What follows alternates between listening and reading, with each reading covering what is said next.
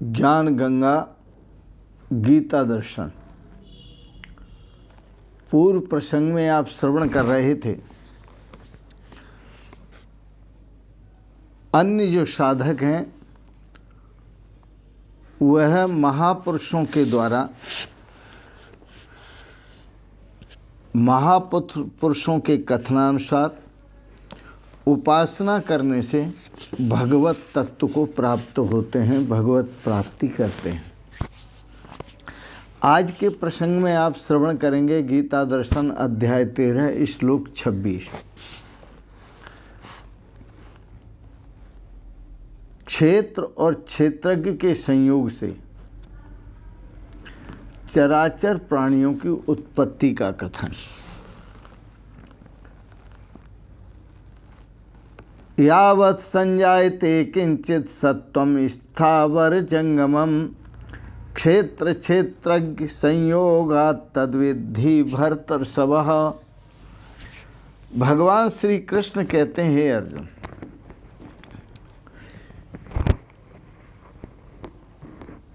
यावत् यत् किंचित स्थावर जंगमम सत्वम संजायते।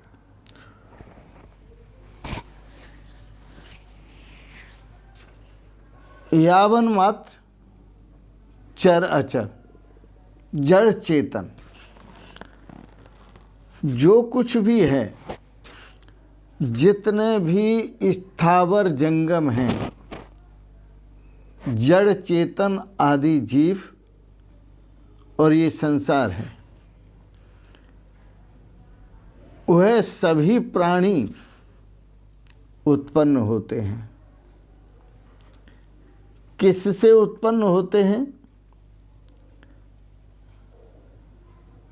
क्षेत्र क्षेत्रज्ञ संयोगात्। क्षेत्र और क्षेत्रज्ञ के संयोग से। हे अर्जुन, तू उन सभी को जो जड़ और चेतन प्राणी हैं या जड़ चेतन जो कुछ भी है, यावन मात्र, उस सब को क्षेत्र और क्षेत्रज्ञ के संयोग से उत्पन्न हुए जान। ये सब क्षेत्र और क्षेत्रज्ञ के संयोग से उत्पन्न हुए हैं।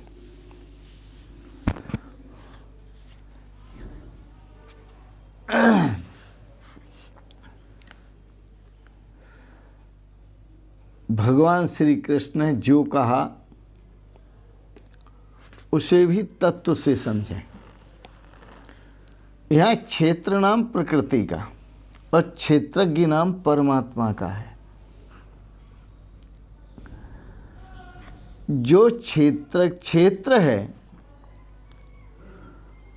वह जड़ है, अनेक विकारों वाला है। उस क्षेत्र, वह क्षेत्र जो है वह साधनों का धाम है। ये सब दिख रहा है और परमात्मा के संयोग से है, तो क्षेत्र क्षेत्रज्ञ संयोगा।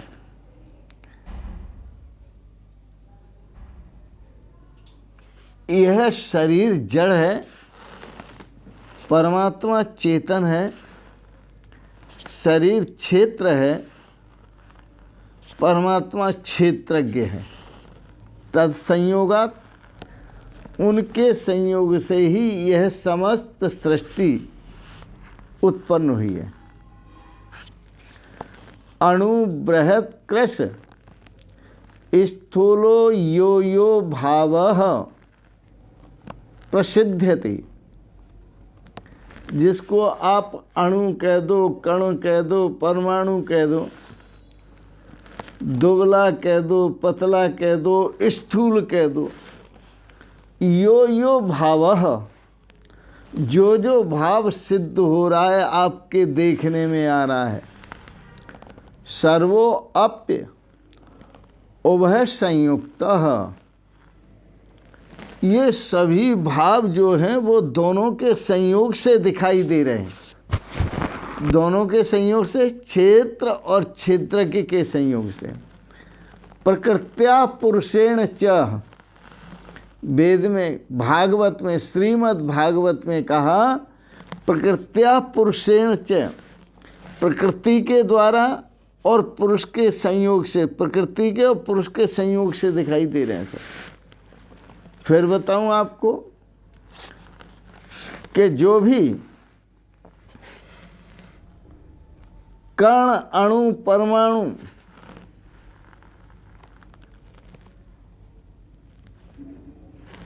पतला, दुबला, स्थूल, मोटा, यो यो भाव प्रसिद्ध्यति, आपकी नज़रों में जो जो भाव आ रहा है देखने में, समझने में, सुनने में, वह सर्वोऽपि वह संयुक्तः, वह सभी भाव प्रकृति और पुरुष के संयोग से दिखाई दे रहे हैं। प्रकृत्या पुरुषेण च, प्रकृति और पुरुष के संयोग से दिखाई दे रहे हैं। इसलिए याद रखना, रज्जु अज्ञानात् अहिर्भाति, रज्जु अज्ञानात् क्षणेनैव यद्वद् रज्जुर्हि सर्पिणी, रज्जु के रस्सी के अज्ञान के कारण अंधेरे में पड़ी हुई रस्सी सर्प प्रतीत होती है। वह जो रस्सी है वह सर्प प्रतीत होती है। तो रज्जु अज्ञानात् क्षणेनैव, रज्जु के अज्ञान से एक क्षण के लिए मान लिया जाए वह सर्प प्रतीत होती है। किसके अज्ञान से? रज्जु के अज्ञान से। लेकिन वह रज्जु में सर्प है नहीं।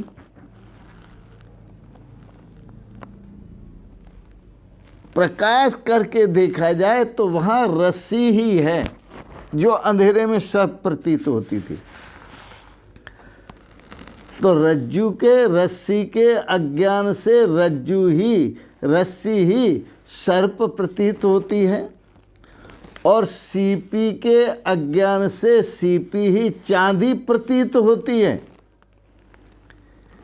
न्याय दर्शन में कहा इथा सुक्तौ इदम रजतम, जो भोले बालक हैं, अज्ञानी हैं, नहीं जानते, उन्होंने कहा जैसे सीपी है, वह बालक कहने लगे इदम रजतम, ये चांदी है।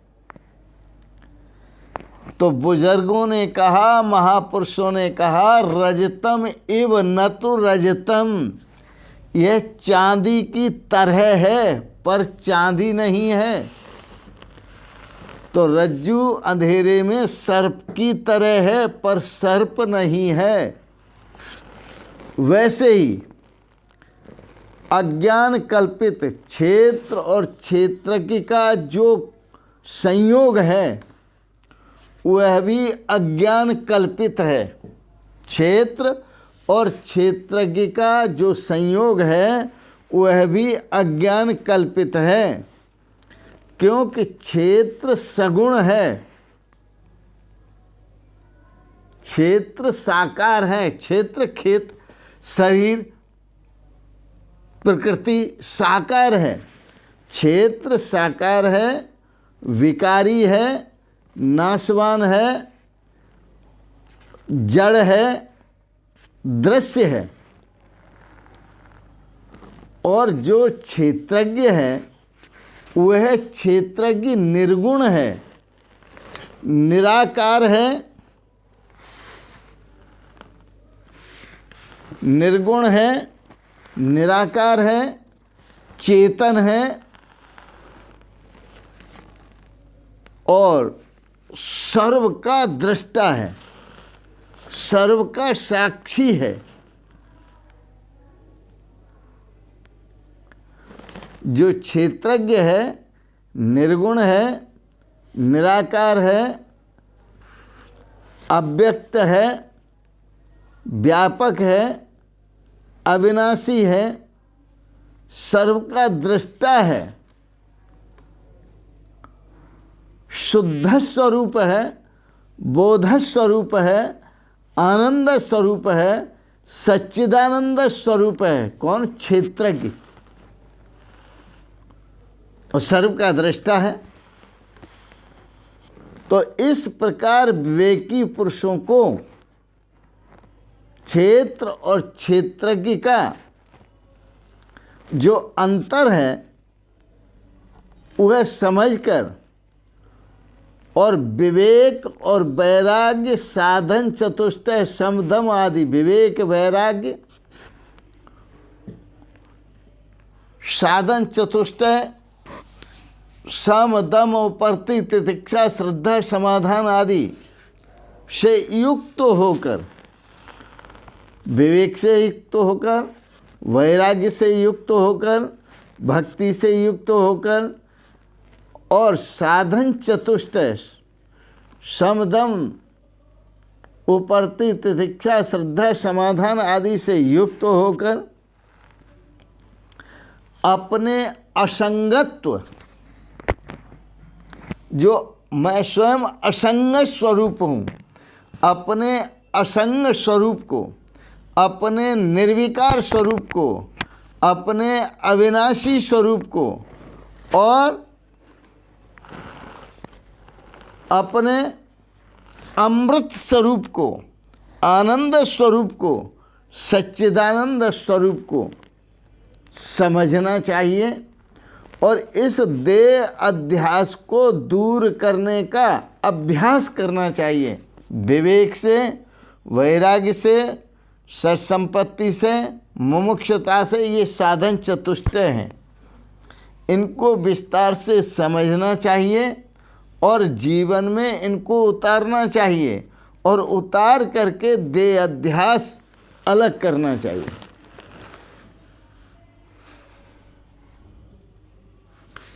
दूसरा भाव, यह क्षेत्रज्ञ भगवान श्री कृष्ण पहले कह आए हैं कि इस शरीर के अंदर जो क्षेत्रज्ञ बना हुआ है वह आत्मा भी मैं ही हूँ, उसको तुम मुझे ही समझो। उस आत्मा को, वह आत्मा जो है परमात्मा ही है, पूर्व में कह के आए। तो इस प्रकार से भगवान श्री कृष्ण का यावत् संजायते किंचित सत्वम स्थावर जंगमम, जो कुछ भी संसार में, जगत में जितने भी स्थावर जंगम प्राणी हैं उन सभी को भगवान श्री कृष्ण कहते हैं कि प्रकृति और पुरुष के संयोग से उत्पन्न जानो। प्रकृति और पुरुष, क्षेत्र और क्षेत्रज्ञ के संयोग से उत्पन्न जानो। ठीक है, ये इतना समझा, लेकिन भगवान श्री कृष्ण कहते हैं जो प्रकृति और पुरुष को जो तत्व से जान लेता है वह तत्व से जान करके मेरे स्वरूप को प्राप्त होता है। वो समझ लेता है वासुदेवम इदम सर्वम, यह सब कुछ वासुदेव ही वासुदेव है, क्योंकि उसका मन जो है वो निर्विषय हो जाता है। ध्यानम निर्विषयम मनः, ध्यान किसे कहते हैं? जब वह किसी सांसारिक वस्तु को, व्यक्ति को, संपत्ति को, पद को, पदार्थ को विषय नहीं करता। जिस अवस्था में मन किसी को विषय नहीं बनाता, किसी पर अपनी दृष्टि नहीं डालता, उस समय निर्विषय होता है मन। और निर्विषयम मनम ध्यानम, वह ध्यानम निर्विषयम मनः, जो ध्यान है तभी समझना कि सब तरफ से मन की वृत्ति हट करके जब परमात्मा में स्थिर हो जाए तो ये ध्यान है। ध्यानम निर्विषयम मनः, उस अवस्था में उसको ध्यान कहते हैं, और दूसरे शब्द में उसे अमनी अवस्था भी कहते हैं, क्योंकि उस अवस्था में मन रहता ही नहीं है।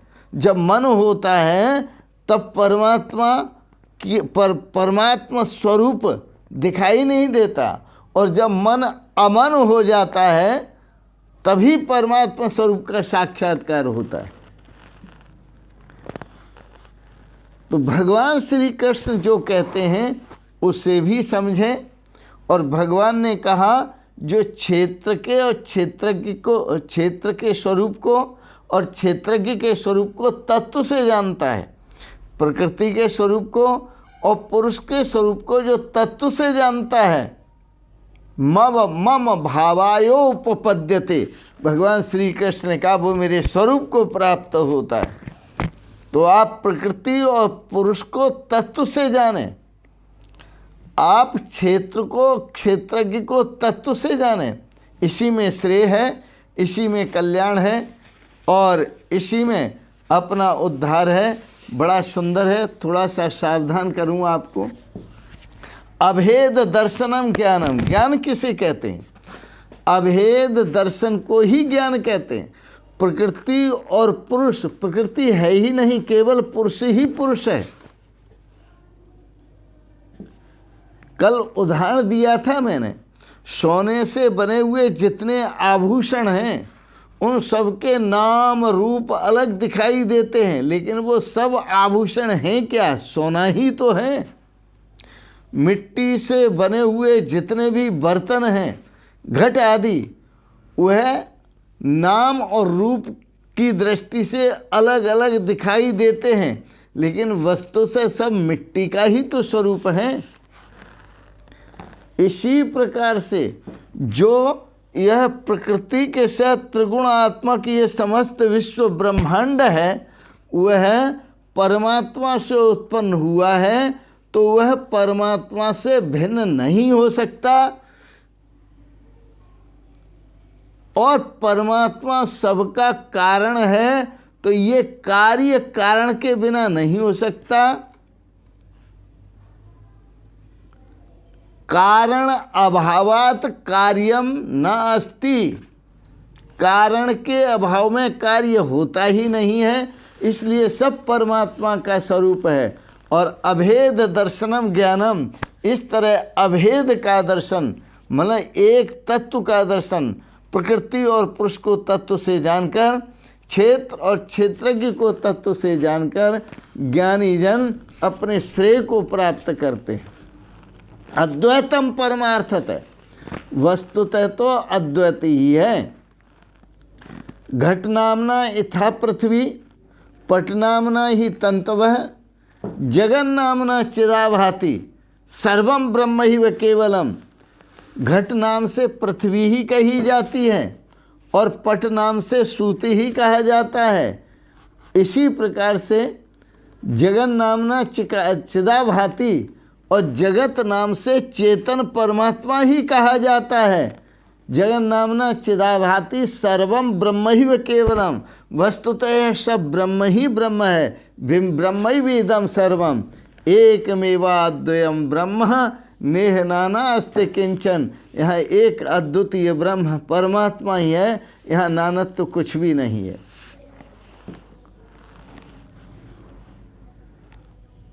समाधि किसे कहते हैं? तो समाधि कहते हैं समाधि समतावस्था। समाधि कहते हैं तत्समाधानम समाधि, उस परमात्मा के साथ एक हो जाना, उसे समाधिस्थ हो जाना, उसे समाधि कहते हैं। जीव आत्मानो, जीव परमात्मानो,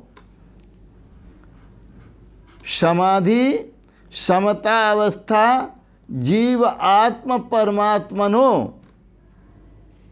समाधि ध्यान में जब डूबते हैं तो साधक समाधिस्थ हो जाते हैं, संत महापुरुष समाधिस्थ हो जाते हैं, वह समता अवस्था होती है। और समता अवस्था का मतलब है जीव और परमात्मा का मिलन होता है। मिलन का मतलब एक तत्व से एकत्व का दर्शन होता है, अर्थात जीवात्मा परमात्मा, क्षेत्र और क्षेत्रज्ञ, जीवात्मा और परमात्मा, क्षेत्र और क्षेत्रज्ञ, प्रकृति और पुरुष एक ही समता अवस्था, एक ही है। तो अभेद दर्शनम ज्ञानम, इसी को ज्ञान कहते हैं। बड़ा सुंदर है।